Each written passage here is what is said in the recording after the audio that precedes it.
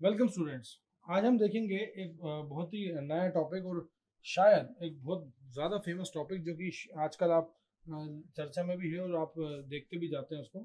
और वो टॉपिक है natural language natural language processing. Processing जो है नेचुरल लैंग्वेज की, एनएलपी बोलते हैं इसको। ये काफ़ी रिसर्चर्स जो हैं इस पे वर्क कर रहे हैं और वर्क इसलिए कर रहे हैं ताकि इसको बेटर से बेटर बनाया जा सके। मैं तो इसका एक सिंपल सा एग्जांपल लेता हूँ कि मैं अगर एक रोबोटिक इंजीनियर हूँ और मैंने उस पर एक रोबोट पे काम किया और उस पर कोड लिखा है मैंने, और वो मेरे इंस्ट्रक्शन को फॉलो करता है जो कि मुझे कोडिंग आती है। अब वो रोबोट जब मैं मार्केट में उतारूंगा तो शायद मेरे घर में भी खरीद लिया जाए। मेरे घर वालों को शायद इतनी प्रोग्रामिंग नहीं आती, तो उनको उससे काम लेना है। तो रोबोट का काम क्या होना चाहिए भाई? देखिए, आपको वॉशिंग मशीन आप जब लेके आते हैं ना ऑटोमेटिक, तो ऊपर सिर्फ बटन्स लगे रहते हैं, कुछ डिस्प्ले लगा रहता है। अंदर वो कैसे क्या कर रहा है, किस तरह से डिसीजन बना रहा है, किस तरह से सेंसर कपड़ों को देख रहा है और देखने के बाद फिर उसको कितने मिनट तक चलाना है, वो आपको बिल्कुल भी नहीं बताता। मतलब बैकग्राउंड थ्योरी पूरी ब्लैक बॉक्स रखो और छुपा दो बिल्कुल। जैसे हमने ओपीएम देखा ना, ऑब्जेक्ट ओरिएंटेड में डेटा इनकैप्सुलेशन होता है, कि बिल्कुल इनकैप्सुलेट कर दो। मतलब आप सिर्फ आम खाइए, गुटलियां मत देखिए। नेचुरल लैंग्वेज प्रोसेसिंग भी कुछ इस तरह से ही है कि आपका रोबोट जो होता है वो नेचुरल लैंग्वेज को समझे। जैसे मैं आपको जो समझा रहा हूँ ये नेचुरल लैंग्वेज में बात कर रहा हूँ। तो ये जो नेचुरल लैंग्वेज है, जैसे हिंदी होती है, इंग्लिश होती है, इंग्लिश होती है, और उर्दू और हिंदी का मिश्रण जो हम सबसे ज़्यादा बोलते हैं, वो इंडिया में सबसे ज़्यादा बोला जाता है। ठीक है ना? बहुत सी जगह तमिल होती है, तेलुगु होती है, मराठी होती है, बंगाली होती है, गुजराती होती है। ढेर सारी रीजनल लैंग्वेजेस हैं हमारे पास, और ढेर सारी रीजनल लैंग्वेज जो है वो अपनी अपनी जगह सब सही है। तो अपनी अपनी जगह जब वो सब सही है तो इसका मतलब रोबोट भी वैसे ही होना चाहिए जो कि समझे हमारी बात को। आपने देखा होगा शुरुआत में टीवीज के अंदर ऐड आता था एलेक्सा का, एलेक्सा प्ले दिस सॉन्ग, तो एलेक्सा सॉन्ग प्ले कर। फिर उन्होंने क्या करा, उन्हें मालूम था एलेक्सा कंपनी को, अमेजोन का प्रोडक्ट है एलेक्सा, तो एलेक्सा कंपनी को, अमेजोन को मालूम था कि यार हमारा जो मार्केट है वो तो हमें इंडिया का कैप्चर करना है, और इंडिया में तो हिंदी बोली जाती है। तो उसके बाद उन्होंने क्या करा, चेंज कर दिया। अरे वो छोड़िए, गूगल आया, तो गूगल ने वॉइस असिस्टेंस जो दिया था वो शुरुआत में इंग्लिश में दिया। बाद में देखिए, अब अभी आप हिंदी में भी बोलेंगे गूगल पे तो वो फट से पकड़ लेता है और उसको दे देता है। तो ये जो फट से पकड़ रहा है ना, वो बेसिकली इसी की वजह से पकड़ रहा है, और इसे कहते हैं नेचुरल लैंग्वेज प्रोसेसिंग। ये एआई की एक ऐसी सब फील्ड है जो कि डील करती है किसके बीच में, एक कंप्यूटर के बीच में और किसी बंदे के बीच में। मतलब कंप्यूटर और बंदा जो है आपस में कम्युनिकेट करेंगे, not via programming language but via natural language जो भी उसकी घर में बोली जा रही है। और ये जो गैप है ह्यूमन और मशीन के बीच का, उसको फुलफिल करने की कोशिश करती है। क्योंकि देखिए, अगर जब तक आप कंप्यूटर को अपनी बात नहीं समझ पाओगे तो कंप्यूटर ऑपरेट कैसे करेगा? तो आजकल तो इतनी स्मार्ट डिवाइसेस आ रही हैं, और आपने मूवीज के अंदर भी देखा होगा कि जो जैसे आयरन मैन का जारविस था, उससे वो जारविस से वो बात करता था और जारविस उसको पूरा काम करता था। जारविस से एक एक्सपर्ट सिस्टम था। तो वो तो खैर ठीक है, कंसेप्ट था, लेकिन वाकई में ऐसे ऐसे ऐसे ऐसे कंप्यूटर्स आ गए हैं, ऐसी ऐसी मशीन्स आ गई हैं जिसमें आप नेचुरल लैंग्वेज के हिसाब से कोई बात बोलिए और वो काम कर देता है। एलेक्सा जिसका मैं एग्जांपल ले रहा हूँ, एलेक्सा क्योंकि प्रोडक्ट आ चुका है, लोग उसको यूज कर चुके हैं और वो करता है ये सब काम। तो एलेक्सा को आप जैसे बोलते हो कोई भी सॉन्ग प्ले करने का, तो वो सॉन्ग प्ले करता है।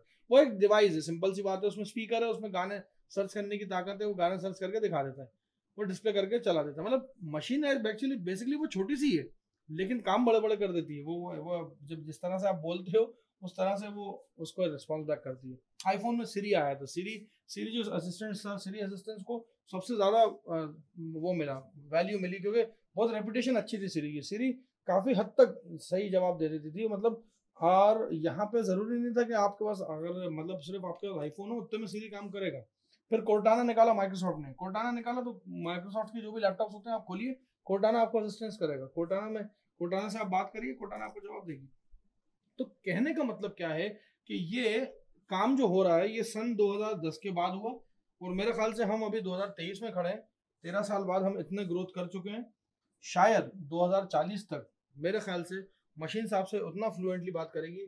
और इवन आप जब आप सैड हो गए और मशीन को अपनी कहानी, अपनी दुखड़ा रोके सुना रहे होगे, तो मशीन आपको चुप भी कराएगी कि नहीं नहीं, जैसे हमारे दोस्त कराते हैं ना, जो वैसे प्रोसेसिंग करेगी, अंडरस्टैंडिंग करेगी, और उसे मालूम होगा कि इस टाइम पे उस बंदे को किस चीज की जरूरत है, और वो आपको सहलाएगी और कहेगी कि नहीं नहीं नहीं सब ठीक हो जाएगा, जैसा होता है नॉर्मली। ये जो चीज है ना, ये होती है अंडरस्टैंडिंग का और आखिरी लेवल। तो कहने का मतलब ये कि पहले तो लैंग्वेज समझे वो हमारी, तो लैंग्वेज जैसे समझेगा तो ये जो ह्यूमन और मशीन के बीच का डिफरेंस है, जो गैप है, ये फुलफिल होगा। अब ये जो पूरी जो नेचुरल लैंग्वेज, जो लैंग्वेज प्रोसेसिंग की जो प्रॉब्लम है, ये असल में दो चीजों में डिफाइंड है। सबसे पहले तो ये कि जो भी आपने रिटन टेक्स्ट लिखा है उसको प्रोसेस करना, जिसके अंदर क्या होता है, लेक्सिकल, सिंटेक्स, सिमेंटिक नॉलेज होना चाहिए आपको लैंग्वेज की, और ये रियल वर्ल्ड इन्फॉर्मेशन भी आपको होना चाहिए, जो रियल वर्ल्ड इन्फॉर्मेशन जो रिक्वायर्ड है उसमें। ये अब बारी आती है लेक्सिकल, सिंटेक्स और सिमेंटिक्स। बेसिकली कंपाइलर डिजाइन एक सब्जेक्ट होता है इसमें कंप्यूटर साइंस के अंदर, उसमें होते हैं 6 फेसेस कंपाइलर के। मतलब आप जब कभी कोई कोड लिखते हो, जब कोई आप कोडिंग करते हो, तो आप हैश इंक्लूड iostream.h, हमारा सी का एक प्रोग्राम लेता हूँ सी प्लस प्लस का, तो hash include iostream.h, hash include conio.h, फिर आप मेन फंक्शन लिखते हो। मेन फंक्शन के बाद उसमें मेन फंक्शन में आपने कुछ भी लिखा, का भी प्रोग्राम लिखा, मेन फंक्शन बंद कर देते हो, प्रोग्राम खत्म हो जाता है।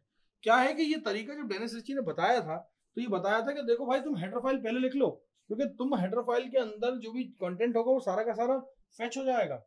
भाई जावा के अंदर, पाइथन के अंदर भी आप पैकेजेस को इंस्टॉल करते हो, क्यों करते हो? इसीलिए करते हो कि आप चाहते हो कि भाई जो भी कुछ उसमें है वो हमारे साथ हम यहाँ यूज करने वाले हैं, तो यहाँ आ जाए। कोई भी लाइब्रेरी को आप उठा के ला रहे हो, उसका रीजन ही यही है। तो यहाँ पे जब आप कोई प्रोग्राम लिखते हो, तो हर एक प्रोग्राम के अंदर उसकी वर्ड की वैलिडिटी को जो चेक करता है, वो करता है लेक्सिकल एनालाइजर। क्या करता है? Lexical analyser. और इसको क्या करता है? बेसिकली लेक्सिकॉन बनाता है। ये क्या बनाता है? लेक्सिकॉन। इसको समझाने के लिए मैं आपको एग्जांपल देता हूँ। जैसे मैंने लिखा माय नेम इज स्मिथ। मैंने इंग्लिश नेम इसलिए दिया क्योंकि इंग्लिश का नाम जो होता है वो कभी, क्योंकि माइक्रोसॉफ्ट ने बनाए, मतलब जितने भी कंप्यूटर्स बने वो सारे ऐसे बने जिनके अंदर इन्हीं नामों को गलत स्पेलिंग में भी मैं लिख दूंगा यहाँ पे कुछ रमेश, सुरेश, इमरान, अगर कुछ ऐसे लिख दूंगा तो यहाँ पे क्या होगा, वो अंडरलाइन करके दे देगा, वो हम लोग के नाम नहीं समझता। खैर, लेक्सिकल वाइज मतलब इस वर्ड की वैलिडिटी को चेक करिए। क्या माय एक वर्ड है? Yes, it is a valid word. ये एक वैलिड वर्ड है, वैलिड वर्ड।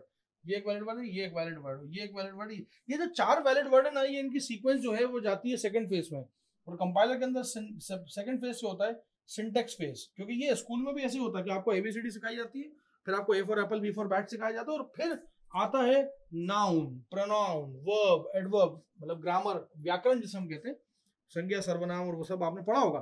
तो अलग अलग लैंग्वेजेस में आपने अलग अलग ग्रामर रूल्स पढ़े, और वो ग्रामर रूल्स जो होते हैं वो दिखाते हैं कि भाई माय नेम इज इमरान, ये माय नेम इज स्मिथ लिखा है, ठीक है। अगर मान लो ऐसा लिखा होता माय इज नेम स्मिथ, अब बोलिए। अब लेक्सिकल एनालाइजर तो क्या करता है, इसको भी करेक्ट बोलता है, इसको भी करेक्ट बोलता है, चारों को करेक्ट बोलता है, लेकिन क्या ये सही है? नहीं। ये सिंटेक्स वाइज सही नहीं है, क्योंकि हमारी ग्रामर इसको अलाउ नहीं करती, तो हम सिंटेक्स एनालाइजर पढ़ते हैं। ये रिटन टेक्स्ट की बात कर रहा हूँ सिर्फ मैं। उसके बाद मान लीजिए कि हमने लिखा और वो सिंटेक्स वाइज भी सही है, लेकिन उसको हमने इस जगह पे लिखा है, जिस जगह पे लिखा उसका मतलब कुछ नहीं निकल रहा, इसका मतलब उसको सिमेंटिक वाइज वो सही नहीं है। मतलब जैसे अगर मान लीजिए एक निबंध लिखता हूँ, एक ऐसे लिखता हूँ महात्मा गांधी के ऊपर, तो महात्मा गांधी के बारे में लिखूंगा, मतलब सबसे पहले तो मैं थोड़ा इंट्रोडक्शन दूंगा, फिर इंट्रोडक्शन के बाद उनका पैदाइश लिखूंगा, पैदाइश के बाद लिखूंगा, और उसके बाद उनके जीवन के बारे में जो हमने सबने पढ़ा है वो लिखूंगा, कि हम वो कहाँ पैदा हुए थे, उनके माता पिता का नाम क्या था, उन्होंने क्या करा, पढ़ाई कैसे करी, वो जब साउथ अफ्रीका जा रहे थे तो कौन सी 3 कस्में खाई थी उनने, फिर वो साउथ अफ्रीका गए, फिर वहाँ से आए, फिर वहाँ से आने के बाद इंडिया की हालत देखी, फिर इंडिया में फ्रीडम फाइटर्स की हालत देखी, फिर उसमें उन्होंने अलग अलग तरह के मोर्चे निकाले, अलग अलग तरह के मार्च पास्ट किए, अलग अलग तरह की चीज़ें करते कराते फिर आप उसमें उनका जहाँ से डेथ हुई वो इंसिडेंट लिखूंगा, और उसके बाद आखिरी में फाइनली। अब इसी के अंदर मैं पैराग्राफ अगर ऊपर नीचे कर दूं, मान लीजिए मैं उनको पैराग्राफ ऊपर नीचे कर रहा हूँ, और उनके जो गोली चलने का पैराग्राफ है वो ऊपर लिख दूं, और उसके बाद उनके बारे में लिखूं कि इन्होंने डांडी मार्च किया या कुछ ऐसा, तो ये पॉसिबल है क्या? ऐसा हो सकता है क्या कि किसी की मतलब सीक्वेंस वाइज मौत हो गई, मौत के बाद कुछ काम करे वो? नहीं। सिमेंटिक्स वाइज ये टोटली गलत है। तो आपने लेक्सिकल वाइज सही लिखा है तो मत सोचना कि आप खुशी खुशी निकल जाओगे। सिंटेक्स वाइज सही लिखा है मान लीजिए, तो भी आप मत सोचना कि सब काम हो जाएगा। उसका ऑर्डर जो होगा ना उस लाइन का, वो भी जरूरी है। ये बात जो है, ये है प्रोसेसिंग रिटन टेक्स्ट की। अब बारी आती है स्पोकन लैंग्वेज की। स्पोकन लैंग्वेज में आपको बहुत सारी इंफॉर्मेशन की जरूरत पड़ती है, और कुछ एडिशनल नॉलेज की भी जरूरत पड़ती है। किसी किसी तरह के फोनोलॉजिकल जो चीजें होती हैं वो भी आपको जरूरत पड़ती है, और कई बार होता ऐसा है कि हमें और जो नॉलेज जो है वो इसलिए जरूरत इसलिए पड़ती है ताकि किसी तरह की एम्बिग्विटी ना आए, किसी तरह की एम्बिग्विटी अराइज ना हो बोलने में। जैसे मैं कितना साफ बोल रहा हूँ आपको, आपने मेरे जितने भी वीडियोस देखे होंगे, मैं सब कुछ बड़े क्लियर शब्दों में बोलता हूँ। कोई डिलेमा या कोई एम्बिगुअस चीज नहीं बोलता, कोई ऐसी चीज नहीं बोलता जो दो बातें आपस में एक दूसरे को कॉन्ट्रडिक्ट करे। तो कहने का मतलब ये है कि यहाँ पे लैंग्वेज के अंदर जितनी आप इंफॉर्मेशन के बेस को बढ़ाएंगे उतना आपकी स्पोकन लैंग्वेज का प्रोसेसिंग जो है वो सुपर फास्ट होगा। खैर, अब नेचुरल लैंग्वेज की बात करें। नेचुरल लैंग्वेज में हमने जैसे लास्ट वीडियो में देखा अंडरस्टैंडिंग, तो अंडरस्टैंडिंग एंड जनरेशन दोनों काम होते हैं नेचुरल लैंग्वेज के अंदर, और उसके अलावा भी बहुत सारे ट्रांसलेशन हैं जो ये करता है। और जब भी कभी कोई डेवलपमेंट की बात करते हैं हम इस नेचुरल लैंग्वेज की, तो ये क्या करता है कि जो विजुअल सीन्स होते हैं और जो जितने भी आपकी नेचुरल लैंग्वेजेस के फोनेटिक्स हैं वो सारे के सारे को एक साथ रखने की कोशिश करता है। और रिसर्चर के लिए सबसे बड़ा अभी टास्क जो है वो यही चल रहा है। रिसर्चर्स भी, एआई रिसर्चर्स भी कम नहीं एक चीज है, वो क्या करते हैं रोज रोज नए नए डेटा सेट को उसके अंदर फीडअप करते हैं और अपने नेचुरल लैंग्वेज का जो दायरा है उसको बढ़ाया जा रहा है, बढ़ाया जा रहा है, बढ़ाया जा रहा है। उसके साथ साथ बढ़ाने के साथ साथ जो उसके साथ सेंटिमेंट एनालिसिस भी जोड़ रहे हैं। मतलब ये कि अगर ये सेंटेंस अगर लिखा है तो ये इसका सेंटिमेंट क्या है, इसका इमोशन क्या है।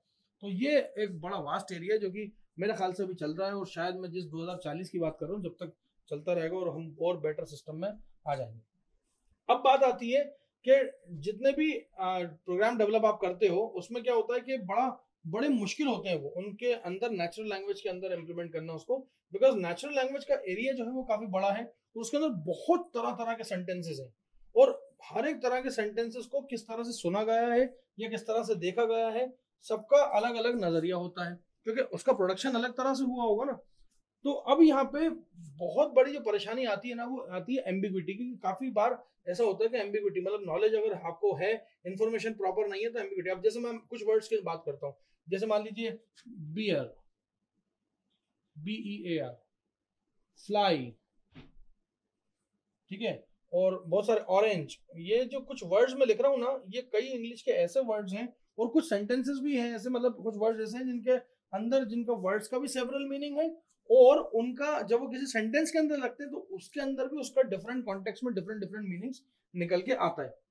तो एनएलपी बनाना ही मेन काम नहीं है, एनएलपी को अंडरस्टैंड करना भी मेन काम है। जब क्रिएशन करते हैं आप प्रोग्राम का तो अंडरस्टैंडिंग जो होती है वो सबसे बड़ा टास्क होता है एआई रिसर्चर्स का, या एआई के अंदर हम सबसे चैलेंजिंग टास्क मानता हूं मैं इसको। अब इसके अंदर क्या है कि आपको परफॉर्म करना है ट्रांसफॉर्मेशन, और ट्रांसफॉर्मेशन जो है वो सेंटेंसेस का कैसे आएगा, किसी डायलॉग के बीच में आएगा। मतलब मान लीजिए कि कोई एक डायलॉग बोला गया है और वो जब तक कन्वे प्रॉपर नहीं किया जाएगा with proper meaning and proper reasoning तब तक वो किसी काम का नहीं है। तो नेचुरल लैंग्वेज के अंदर हमें ये भी चीज देखिए, ह्यूमन की टेंडेंसी बहुत अच्छी होती है, ह्यूमन सरकाजम समझ जाता है, इमोशन समझ जाता है, फीलिंग समझ जाता है, लेकिन आप ये चीज अब करने किसके अंदर जा रहे हो, ये कंप्यूटर के अंदर करने जा रहे हो, तो दैट रिक्वायर्स मोर रीजनिंग, मतलब रीजनिंग आपको अच्छी खासी लगेगी। अब यहाँ पे रीजनिंग प्रोग्राम की जो मैं बात कर रहा हूँ ना उसके अंदर क्या होगा, बहुत अच्छा खासा एक बड़ा सारा स्ट्रक्चर बनाना पड़ेगा, उसके पॉसिबल जितने सिमेंटिक्स हैं वो बनाने पड़ेंगे, उसके बिलीव्स बनाने पड़ेंगे, गोल बनाने पड़ेंगे यूजर के, और काफी सारी नॉलेज आपको डालनी पड़ेगी। जान भर की नॉलेज डालने के बाद तब जाके आप रीजनिंग प्रोग्राम उसका तैयार कर पाओगे एनएलपी का। अब जो सबसे जो जिसे मुश्किल टास्क कहा जाता है वो इस इंटेलिजेंट सिस्टम का ये क्या है कि कम्युनिकेट कर ले वो इफेक्टिवली। मतलब एनएलपी हम बना इसलिए रहे हैं ताकि कम्युनिकेशन प्रॉपर हो जाए, और इसके लिए हमारे पास क्या है कि एआई जो है कम्युनिकेट करने के लिए, मतलब जितने भी ह्यूमन के काउंटर पार्ट्स, मतलब ह्यूमन जिस तरह से जिस सेंटेंसेस को बोल सकता है उन सारे सेंटेंसेस को बड़ा नेचुरली लेना चालू कर दे। मतलब ये कि ह्यूमन का जो बेस है जो कि 20 साल 25 साल के अंदर अंदर उसने डेवलप कर रखा है, जिससे वो सारी चीजें सारी फीलिंग समझ सकता है, उसको इफेक्टिव कम्युनिकेशन कह सकते हैं, और इफेक्टिवली वो कम्युनिकेट कर भी लेता है। हम ये चाहते हैं कि ये लर्निंग जो है ये हम अपने सिस्टम को भी दे दें, जिससे क्या हो कि एआई के जितने भी प्रोग्राम है वो क्या कर पाए, कम्युनिकेट कर पाए, और ह्यूमंस के बदले में, ह्यूमंस के बिहाफ में उनका काउंटर पार्ट बन जाए। और जैसे मैं हूं और मैं कहीं चीफ गेस्ट हूं और मुझे किसी ने कहीं इनवाइट किया कि भाई आपको कोई एक अवार्ड मिल रहा है, ठीक है, तो by the grace of God आप लोग की दुआओं से वो अवार्ड लेने में जाने वाला था, लेकिन क्या हुआ रास्ते में मुझे कुछ काम पड़ गया तो मैंने अपने रोबोट को भेजा। अब मान लो मेरे रोबोट नहीं होता तो मैं अपने दोस्त को भेजता, तो दोस्त मेरा जाता स्टेज पर वो अवार्ड देता, तो I am taking this award on behalf of my friend, और ये वो ही इज वेरी काइंड, फलाना ठिकाना ऐसा करके कुछ ना कुछ वो बोलता, मतलब ऑडियंस के लिए मैसेज डालता। अब वो है क्या कि मेरा दोस्त भी नहीं है, मेरा दोस्त भी कहीं गया हुआ है, तो मैं क्या ऐसा रोबोट बना सकता हूँ जो कि मेरी फीलिंग को समझे कि मैं अवार्ड फंक्शन में नहीं जा रहा, मेरी वजह से, मतलब मेरे बिहाफ में तू जा रहा है तो भाई तेरे को बोलना है, स्टेज पे जाना है और बड़ा अच्छे एक्सप्रेशन देके लोगों का शुक्रिया अदा करना है। तो ये जो हुआ ना, ये जो मैंने एग्जांपल दिया, ये है आपका मेन चीज जिसकी वजह से आप ह्यूमंस को किसी तरह से हर एंगल से रिप्लेस करने की कोशिश करोगे। खैर वो बात अलग है, आप डरिए मत, रिप्लेस नहीं कर पाएंगे, लेकिन आप देखिए जरा इतने कुछ सालों के अंदर कई सारी इंडस्ट्रीज के अंदर जहाँ पे एक बार ऑफिस वो जो कारखाने की छुट्टी होती थी तो ढेर सारे लोग जब निकला करते थे ऑफिस की बाहर लाइन लगा के, वो अब निकलना बंद हो गया क्योंकि कई सारी चीजें हमने मशीन्स पर रिलाय कर दी है। कई सारी ह्यूमन हैंड आ गया, ह्यूमन रोबोट वाला ऐसा हाथ आ गया, वो सारे काम कर देता है। तो हो सकता है कि आने वाले टाइम में ऐसा भी होगा कि हम एनएलपी को इतना स्ट्रांग बना लेंगे, बट आप डरिएगा नहीं क्योंकि एनएलपी को आप स्ट्रांग बना रहे हो तो बटन आपके हाथ में ही है उसका। ये नहीं होगा कि वो आपको टेक ओवर कर ले और ह्यूमन रेस को खत्म कर दे आर्टिफिशियल इंटेलिजेंस सिस्टम, ऐसा नहीं होगा कभी भी। लेकिन हाँ ये जरूर है कि वो आपके साथ चलेगा जरूर, मतलब अगर अगर हमारे इंडियन आर्मी के जो सैनिक हैं वो अगर बंदूक लेके जा रहे हैं 50, तो उनके साथ 50 रोबोट्स होंगे जो कि उनके साथ टारगेट को डिस्ट्रॉय करने के लिए जाएंगे। और वैसे भी हम अभी भी जाते ही हैं, हमारे जितने प्लेन्स हैं, स्टेल्थ प्लेन्स हैं जैसे भी, वो सारे प्लेन्स के अंदर इंटेलिजेंस सिस्टम होता है। हमारे जो पायलट्स होते हैं उनको ऐसा थोड़ी है कि उनको बिल्कुल प्रॉपर निशाना लगाना पड़ता है, वो तो टारगेट जो लॉक करते हैं वो मशीन ही करती है, कंप्यूटर सेंस, मतलब जो सेंसर है उसका वही सेंस करता है, उसका जो विजन है ना कंप्यूटर विजन चलता है फटाक से उसको लॉक करता है कि किस प्लेन के ऊपर टारगेट करना है, फिर ये सिर्फ प्रेस करता है सही टाइम पे और मिसाइल जाती है और जाके डिस्ट्रॉय कर देती है।